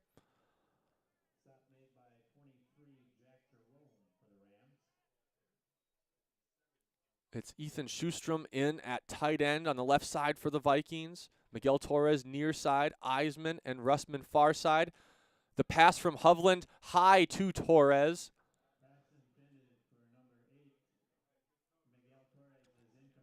We have seen far less slippage here on both sides of the ball as we did in the first half, where it caused the Rams to do a couple fumbles, and we have gotten significantly drier here. The field, I'm sure, still slippery and cleats sticking, but the balls themselves not going to be as slippery from that rain as they were in the first half. 2nd and long, Hovland gives to Mark Kappinga, makes 2 men miss in the backfield, and then is finally brought down by 2 Rams after a gain of 5. A very hard run, 5 yards for Mark Kappinga.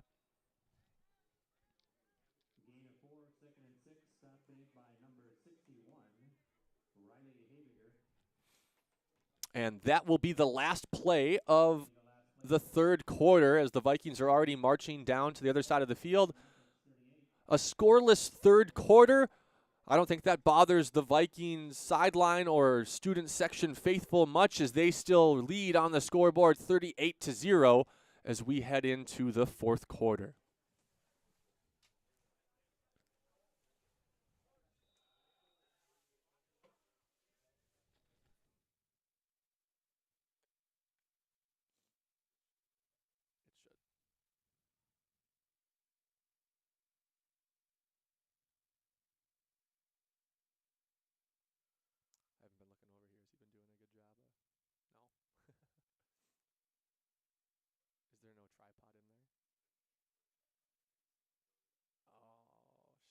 you got to just hold it.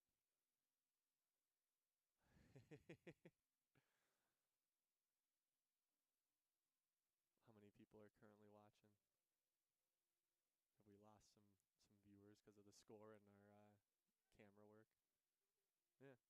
Well, 456 total on a game like this is still not bad, I suppose. Right, right. All right, if you want to give me my... And we're back for fourth quarter action from Chauncey Martin Field in Pelican Rapids with the score reading Vikings 38, Rams 0. Hovland takes the snap on third down, fakes, and he looks to run on the left side. Gets a nice block out wide from Miguel Torres, and that's going to lead to first down yardage for McLean Hovland. Even more impressive than that run was the block from the sophomore wide receiver Miguel Torres, allowing Hovland to pick up the first down on that quarterback run.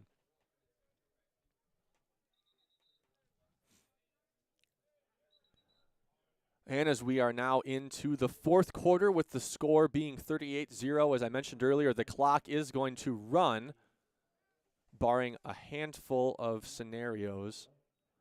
First and 10 for the Vikings.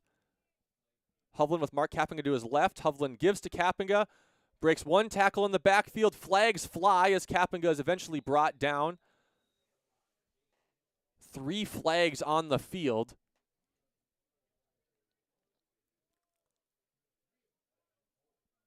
And it does look like a hold is going to go against the Vikings.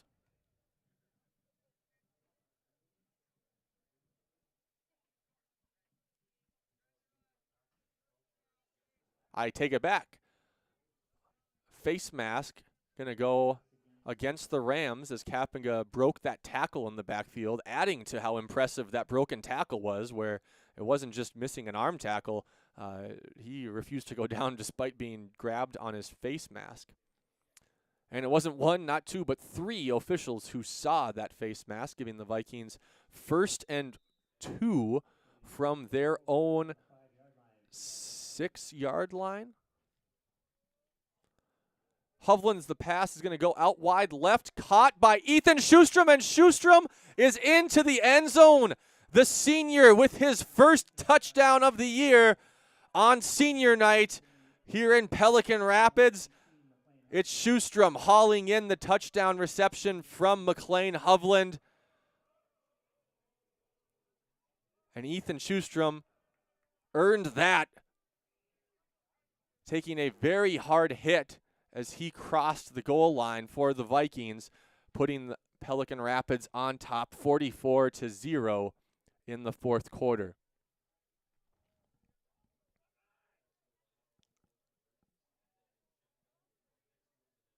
It's Hovland again from the shotgun. Sjostrom in motion to the right. Hovland takes the snap.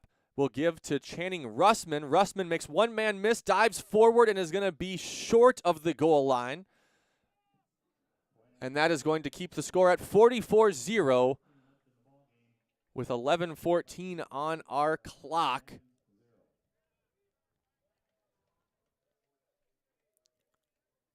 Lots of seniors getting involved tonight. Senior quarterback Timmy Guler, who has sat with the lead in the second half, has 4 total touchdowns. Senior wide receiver Luke Soley has called in 2 of those Guler passes for touchdowns. Senior tight end Justin Jacobson catching the 3rd. And now Ethan Sjostrom adding his name to the list of seniors with touchdowns on the evening.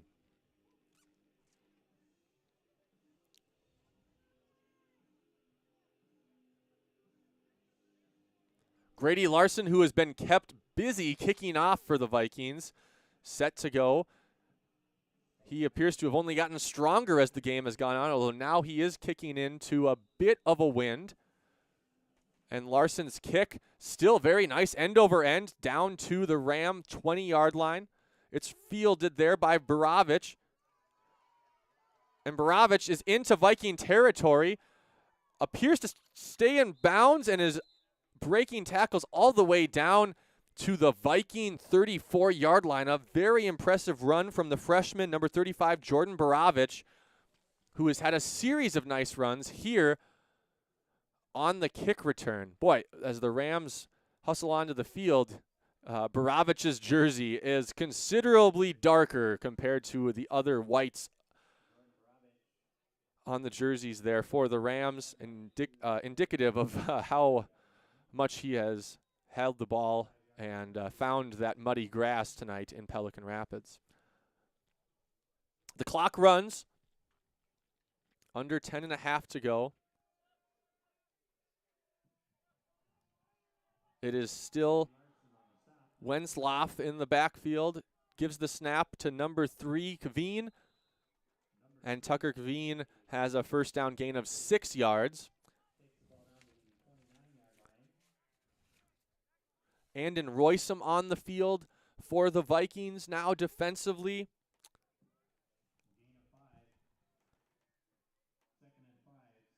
McLean Hovland in the secondary for the Vikings.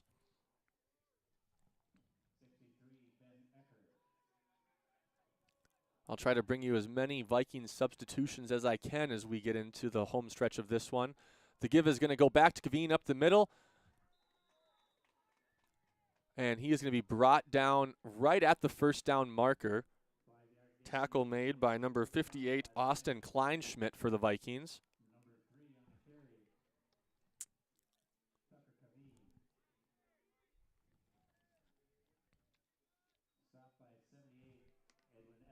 Lucas Fedor, number 44, also in the game for the Vikings at outside linebacker.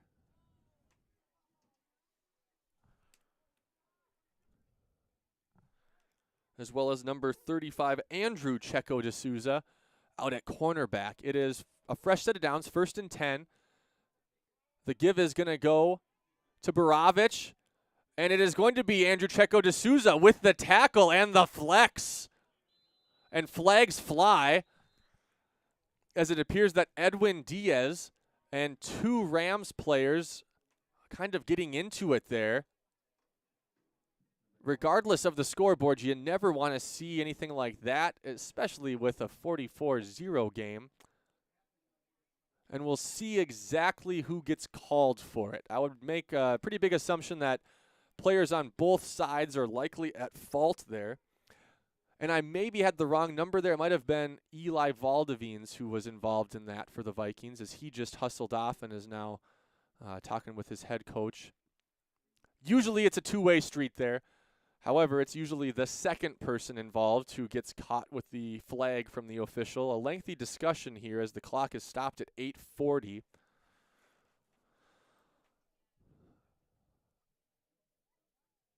I didn't see exactly what was going on. I just had my attention drawn to it as the flags flew at the end of the play away from the ball.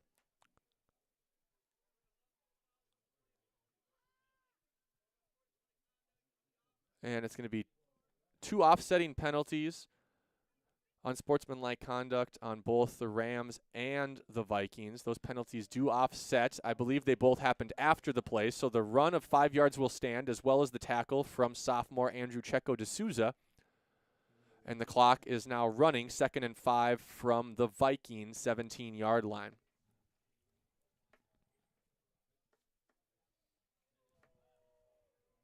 Roscoe Stubbs also in the game now for the Vikings, up on that defensive line. And it's Wenslauf who takes the snap and will give to Borovich. And Borovich falls forward for a gain of 4 on 2nd down. I believe he's going to be just a half a yard shy of first down yardage.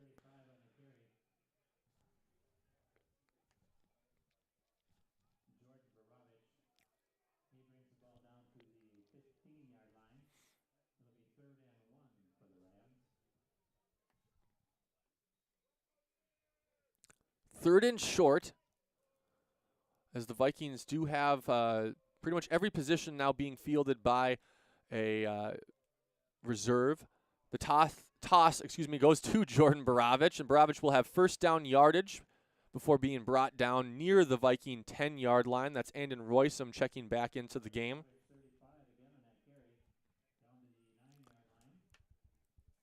As number 33, Calvin Norton checks off. Also checking in, number 40, Bricker Haugrud into the game. And McLean Hovland will come off. Now a largely junior varsity unit out there defensively for the Vikings. And it's 1st and goal from the 9. The snap and handoff up the middle is Borovich. He's been flirting with the end zone all night long, and he finds it here with 7 minutes to go in the game. The freshman with some very hard running is rewarded with the touchdown here, and that brings our score to 44-6 with 7:01 on the clock.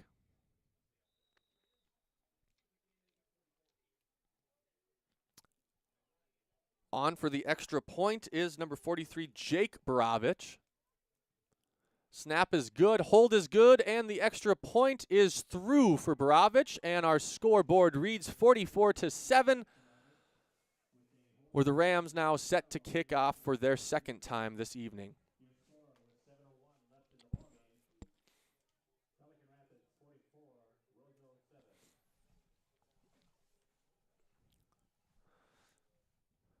It is a busy time of year at Pelican Rapids High School as multiple sports have already entered into their playoffs and other sports like football, volleyball, and cross country nearing their end of the regular season. Boys soccer on the road, section semifinal action tomorrow afternoon at 2 o'clock, just down Highway 59 in Fergus Falls, taking on Hillcrest at Fergus Falls High School. Volleyball wraps up their regular season on Tuesday with playoffs to follow, and of course, the Vikings have a key football matchup next Wednesday in Park Rapids for the number 2 seed in the section on the line, with playoffs to follow the following Tuesday, October 24th. It's Borovich set to kick off for the Rams. Back deep, Ethan Eisman and Channing Russman. The kickoff is going to go to Russman, who lets it bounce, and it will take a generous Viking roll into the end zone for the touchback. A nice kickoff from Borovich there, and the Vikings will take over at their own 20 with 7:01 on the clock.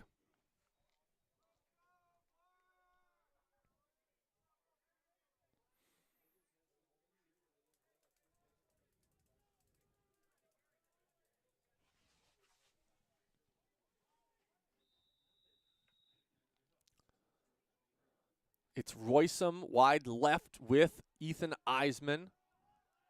It is Grady Larson in the backfield at quarterback, the 4th Viking to man the quarterback position this evening. And he will take the snap and give to Bricker Haugrud.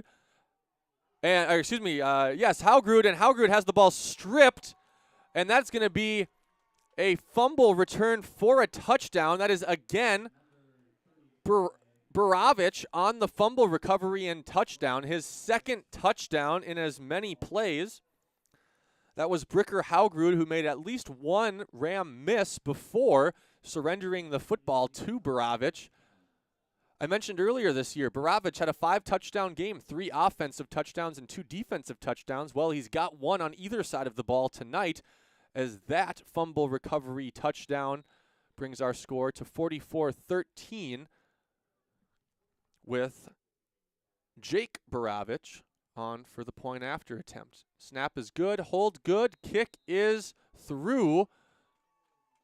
So, little life shown from the Roseau Rams. The scoreboard reads 44-14 in favor of the Vikings with 6:48 to play.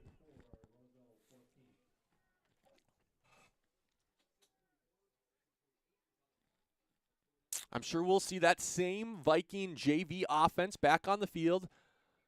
And I wouldn't be surprised if Bricker Haugrud had that first handoff go his way, give him a chance to instantly put that fumble behind him.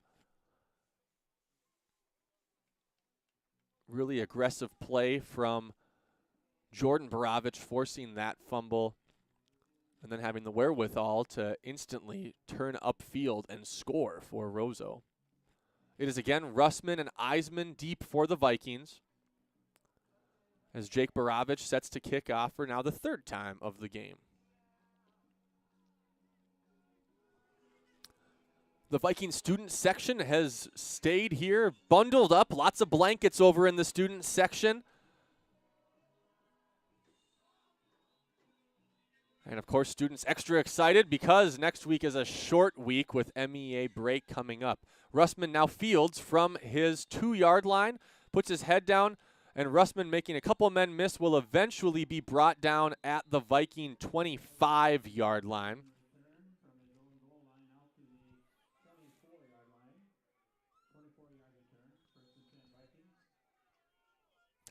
And that Viking secondary unit on the field now, looking to have a better possession than the last one, which ended after one play and that fumble return for the touchdown. It is still Bricker Haugrud in the backfield next to Grady Larson, both freshmen.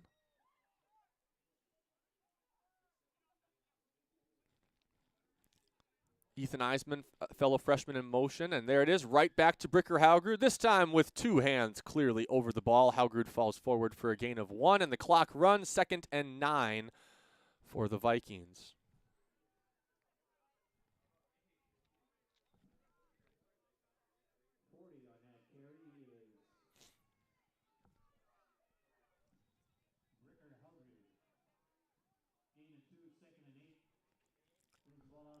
Vikings are probably going to look to use a lot of the play clock before getting each play off here, letting that game clock wind down. It's Larson with Eisman in motion, takes the snap, keeps, and will tuck it down himself, and Grady Larson has the edge, lowers the shoulder, and Grady Larson, what a run from the freshman, had the first down and chose to stay inbounds, lowered the shoulder, and what an impressive run from Grady Larson. Difficult to bring down the freshman quarterback.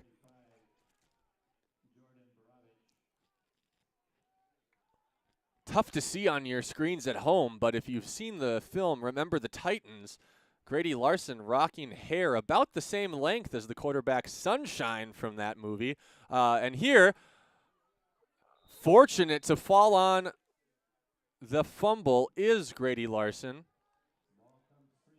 And maybe I'll refrain from calling him Sunshine again because he fumbled as soon as I did just once there.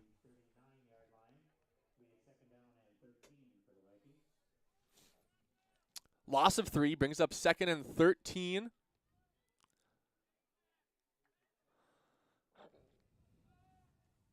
Clock now at 4:06. Larson checking the play clock. Takes the snap. He will give to Bricker Haugrud, and Haugrud right up the middle. Picks up a 1.5 yards. That's going to bring up 3rd down and long for this Viking JV unit.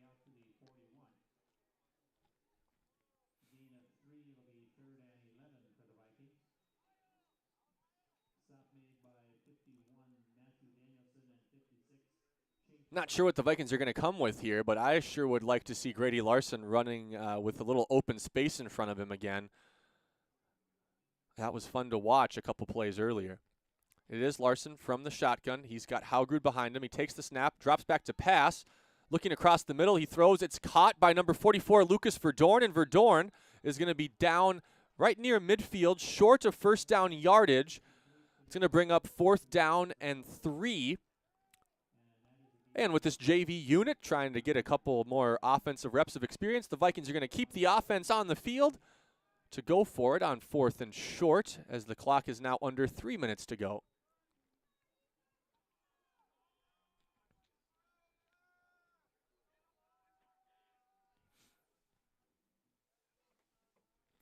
Vikings need to reach the Roseau 48-yard line for the 1st down. It is Larson with Haugrud behind him, and in Roysum, fellow freshman, wide left. Larson back to pass, looking right. Pump fakes, now scrambles. Flags fly as Larson goes deep. Hauled in by Ethan Eisman, and Eisman is off to the races in the end zone. That is a touchdown, pending flags, and I can already see the officials waving them back. And if you have been following along with this Vikings crew this year, you know that that is going to be the third touchdown that Ethan Eisman has scored that is going to be brought back. An impressive scramble from Larson, but with that scramble, it does make it tough on your offensive line to maintain those blocks. And just as Larson let that deep throw fly to Eisman, the flags came out in the backfield. An impressive catch from Ethan Eisman. Nice separation. Way to go high point that ball and then finish in the end zone. But the freshman will have to wait a little longer for that first varsity touchdown. It is now 4th and long, and Grady Larson will just take the snap and punt. And a nice punt from the freshman. Takes a Viking bounce all the way down to the Roseau 27-yard line before it is downed by the Vikings. The clock still continues to run in this fourth quarter of running time. We are under 2 minutes to go. Vikings lead 44-14.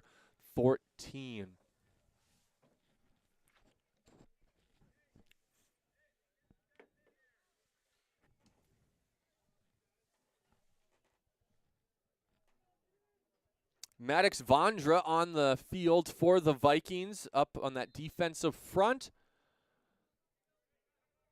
And a timeout is going to be called, stopping the clock at 1:31 by Roseau. All that's really left to do is dot the I and cross the T on victory for the Vikings, as they will improve to 6-1 on the season. They will maintain their second place standings, both in conference play and Section 8AA. And as I mentioned a handful of times, that is going to set up a very important road game heading up to Park Rapids next Wednesday before MEA break starts for the Vikings, with the winner keeping the 2 seed and thus home field advantage for the first 2 rounds of the playoffs. I know the Vikings would love to have 2 more games here at Chauncey Martin Field, hopefully setting up what would be a section championship game back in the Fargo Dome. We're back for what should be the last handful of plays in this one. In at quarterback for Roseau is number 9, Hank Broughton, and that pass is going to be complete. That pass complete to number 10, Levi Dunham. 18 on the catch, Drayson by Fuglian, the freshman.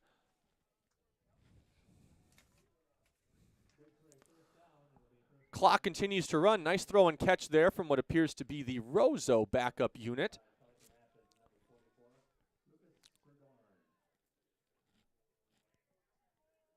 And that is the sophomore Broughton now from the shotgun. Under center. Pardon me. And he will he will keep and be brought down in the backfield. I am wearing my glasses, but I starting to see double out there, I guess, as the clock ticks closer and closer to zeros. We might have one more play to go here in this one.